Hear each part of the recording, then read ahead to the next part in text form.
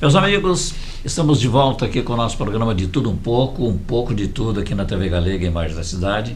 Hoje falando aqui com o Dr. Leonardo, que é cirurgião dentista, a respeito de como a gente deve agir para não pegar tarde, não pegar gengivite, enfim. Daqui a pouco a gente sai lá. Mas eu queria antes fazer um lembrete a todos os senhores empresários. Ainda temos condições de você ser o nosso parceiro aqui na TV Galega.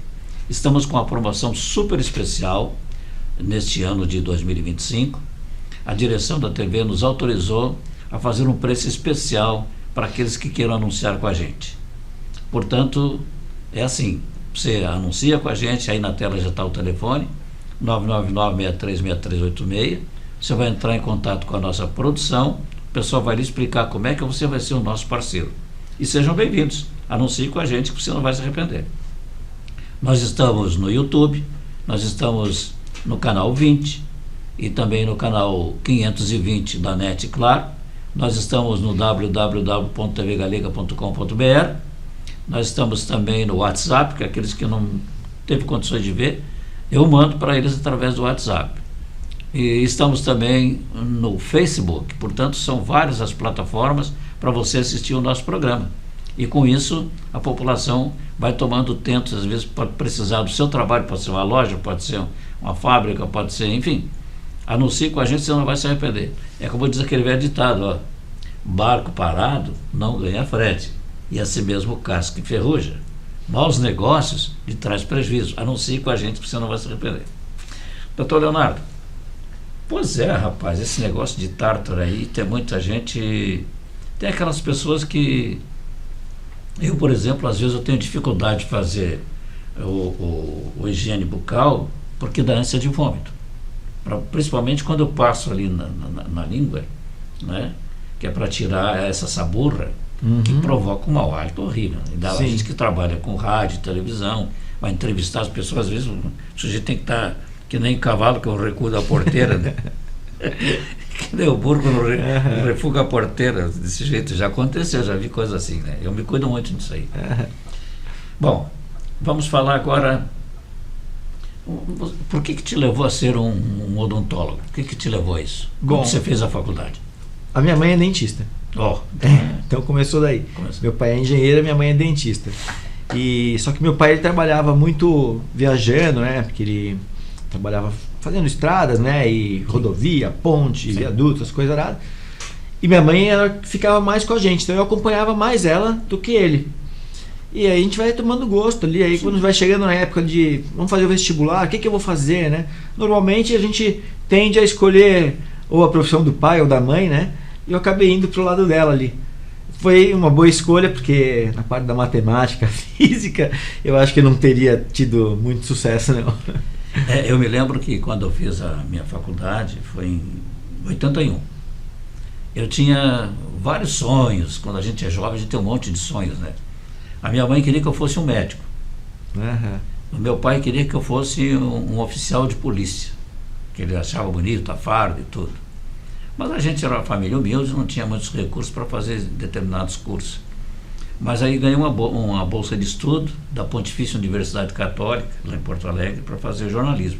Na época tinha a minha DRT 1336, tinha 1.336 jornalistas. Hoje já tem 1 milhão, eu acho. E nem precisa mais de faculdade. Caiu por terra. Na internet aí. Então, quando vendo você falar aí que pegou gosto por a mãe já ser uma odontóloga, né? E daí então você fez estágio, onde que foi? Aí eu me formei em Ribeirão Preto, né? Depois de Ribeirão Preto fui trabalhar em São Paulo. Aí depois eu fui para São Carlos trabalhar com um outro dentista lá, já bem experiente, né, que ele era professor na Unesp, lá de Araraquara. E aí fiz um estágio na Unesp de Araraquara, depois eu fiz residência em oclusão e ATM em Campinas, depois eu fiz minha especialização em prótese dentária também em Campinas. Aí depois eu fiz aperfeiçoamento em implantodontia em Florianópolis. Depois eu fiz outro curso de tratamento de DTM, né, distúrbios de temporomandibulares, ali em Curitiba. Enfim, já rodei bastante aí estudando, né? você se aprimorou, porque eu não sei se a função de vocês é que nem nós jornalistas, a gente tem que estar sempre aprendendo, se revestindo de novidades para não ficar para trás. Exatamente. E a odontologia, eu vejo que depois das pererecas do passado e aquelas amálgamas que você falou e tal, hoje é outra coisa, né? Mas tu sabe que assim, ó, a odontologia evoluiu muito, as técnicas, materiais, enfim, hoje em dia tem até odontologia digital. Mas uma coisa que me entristece muito é porque parece que a gente se aprofundou tanto em técnicas de tratamentos e acabamos esquecendo do básico, que é a prevenção, né? Hoje em dia, com tanta informação, com internet, televisão, rádio, tudo que a gente tem ali, a gente acaba não focando no que é mais primordial para o paciente, que é manter os dentes naturais. Eu costumo até falar para os pacientes que me procuram, né? Que antigamente, até te comentei um pouco antes contigo ali, antigamente os nossos avós, né, iam no dentista e chegava um ponto que o cara falava assim, extrai tudo e faz uma chapa para você não se incomodar mais, né? E hoje em dia não mudou muito. Hoje em dia a chapa moderna é o protocolo, né? Infelizmente a gente tem ainda muitos casos que poderíamos tratar muitos dentes, né? Mas a gente vê muita gente ainda condenando dentes sadios para colocar um protocolo. E o que eu gostaria de dizer é que a parte preventiva é a parte mais importante, porque é o que vai fazer a gente evitar esses tratamentos no futuro. Então, se a pessoa não quer gastar, não quer perder tempo, não quer sofrer, quanto mais medo a pessoa tem, mais próxima do dentista ela deveria ficar. E rotineiramente ao dentista, para que pudesse sempre estar mantendo. Eu faço algumas comparações, assim, a gente vê a mulher, por exemplo, né? A mulher ela vai lá no preventivo do ginecologista lá regularmente. Todo ano ela vai certinho, né? Então a gente vê que na odontologia deveria ser assim também, né? Mas infelizmente a nossa cultura, isso independente de fator econômico, tá? Não tem nada a ver. Seria preconceito? Não tem nada a ver a pessoa ter condições financeiras de fazer tratamentos ou não. Os cuidados com a higiene bucal, ela não escolhe classe social. Tem gente que não tem condições de fazer um tratamento e faz uma higiene perfeita, né? Faz regularmente as consultas. E pessoas que têm condições e não fazem nada disso. São os relaxadinhos. Infelizmente, mas é cultural, né? A gente também não vai querer salvar o mundo. Ainda existe esse preconceito. Tem muita gente que... Eu, por exemplo, já te falei lá quando você fez esse procedimento comigo, há uns 4 anos atrás, né? Foi. Acho que faz até dizia, mais. Pelo amor de Deus, foi antes da pandemia. Esse barulhinho dessa máquina aí que acaba comigo. Dá uma coisa ruim, não sei, eu não consigo. Eu preferia então que se fosse extrair um dente, arranca na marra para não ter o barulhinho. Hoje em dia já existem os motores elétricos, né? Mais suave. Já um barulhinho quase imperceptível. E outra coisa, eu tenho um problema, não sei se você se lembra, que não pode baixar muito a cadeira, que eu tenho problema de labirintite, já fica uma agonia. Tem muitos pacientes assim, pessoal? Tem bastante, sim. Mas a gente procura, né, achar um meio termo ali, para uma maneira que fique confortável para o paciente e que o dentista consiga trabalhar também, porque senão a gente tem que ficar se torcendo todo ali, também é complicado em alguns casos. Mas a gente procura chegar no consenso. Pois mas existe muitas pessoas que têm medo de ir no dentista, né?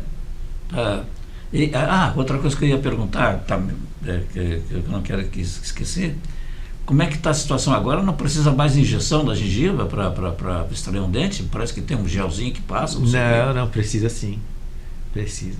Esse gelzinho é só anestésico tópico. Só para dar uma anestesiadinha ali na mucosa, para minimizar não muito a picada.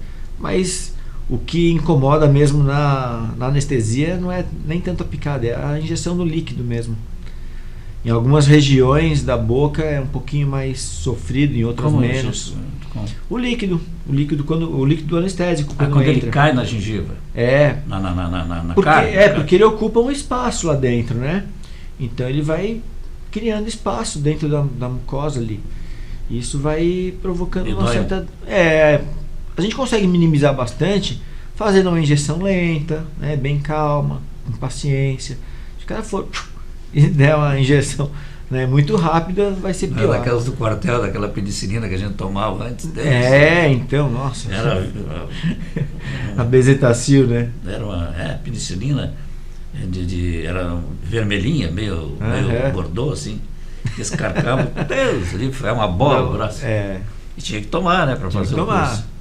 E não podia reclamar, né? Não, tinha que tomar mais uma. E tinha que ser no braço, né? Às vezes os caras perguntavam, quer na outra parte do corpo? Não, no braço. Doutor Leonardo,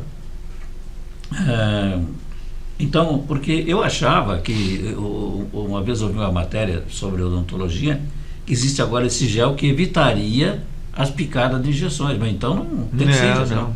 Tem que ser. Para o trabalho ser normal, para ser eficaz. Não conheço outra forma de anestesiar. Com injeção. Eu fiz uma vez com o Dr. Valdemaro, que é meu amigo pessoal, é o meu médico, urologista. Ele fez uma cirurgia nas minhas costas para evitar até câncer de pele. E ele disse, olha, eu vou fazer uma grande aqui, eu vou fazer no corte, e as outras eu vou fazendo laser, mas eu vou ter que aplicar uma anestesia. Meu Deus do céu, doutor Leonardo, que anestesia, que injeção danada. Eu preferia que ele cortasse a carne sem tão doído. Nunca vi um... Nas costas? Na cirurgia.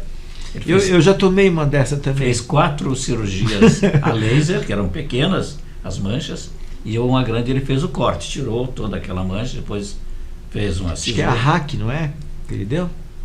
Para evitar, segundo ele, é para evitar até um câncer de pele. Né? Eu não sabia, não. Eu fiz uma. Eu tomei né? uma. A hack, né, que o pessoal fala. Que quando eu fiz a operação do joelho, eu lembro que foi bem no meio da coluna vertebral ali, que, cara. Não, aquela eu já tomei vi quando estrela. Eu fiz a Mignal. Que a gente fica assim. E aí ele dá no meio das costas ali. Malho. E depois tu fica assim, da metade da cintura para baixo. E tem gente que tem medo do dentista, né? O dentista vem com aquela agulhinha bem fininha, danada. Não, eu do dentista, a agulha não é o problema, é aquela abelhazinha ali. Né? Bom, doutor Leonardo, hoje você tem uma equipe que trabalha contigo? Eu trabalho no meu consultório praticamente sozinho.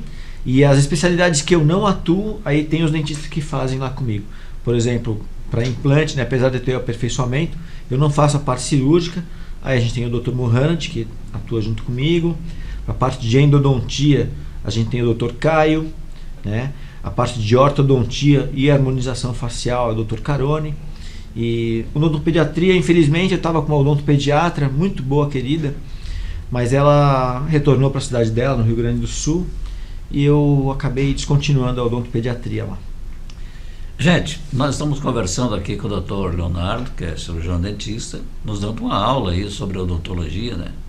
E vão prestando atenção aí, que muita gente às vezes não sabe como é que deve proceder para uma boa escovação dos dentes, vai ouvindo a gente e assistindo a gente aí. Não saia daí, nós vamos um breve intervalo conversar, mas já voltamos.